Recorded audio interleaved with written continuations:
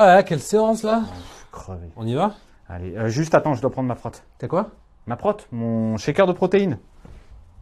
Ah. Indispensable ça pour faire gonfler les muscles. Mais attends, c'est cachère ça? Bah attends, c'est de la poudre, c'est comme un médicament. Pourquoi tu veux que ce soit pas cachère?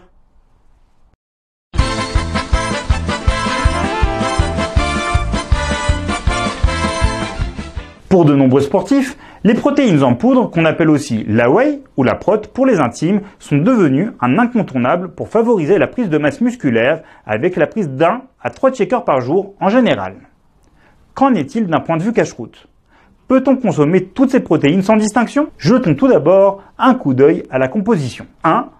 On y trouve très souvent de la protéine animale non cachère. 2. Whey en anglais signifie lactosérum, c'est le petit lait extrait des fromages, généralement non cachère. Un produit strictement interdit par le consistoire, sans surveillance ou contrôle rabbinique. 3. On y trouve également une multitude d'additifs alimentaires tels que des colorants ou des épaississants non cachères ou bien des acides aminés comme la L-glutamine ou la L-leucine, souvent d'origine animale. Les labels halal ou vegan ne sont d'aucune aide car leurs critères sont différents des critères de cache-route. Passons à un deuxième point.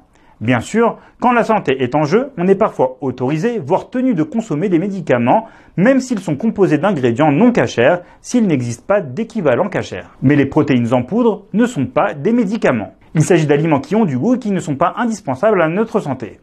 Pour toutes ces raisons, il est indispensable d'utiliser uniquement des protéines sous surveillance rabbinique ou à défaut autorisées sur des listes de cache-route. De plus, même les protéines autorisées contiennent souvent des protéines de lait ou du lactosérum. Il s'agit donc d'un produit halavi qu'on ne peut pas consommer dans les 6 heures après avoir consommé de la viande.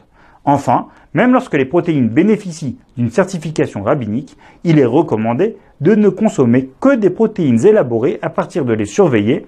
Il faut donc s'assurer que le certificat de cache-route assure l'utilisation de lait surveillé ou bien que le produit soit parvé, c'est-à-dire sans lait.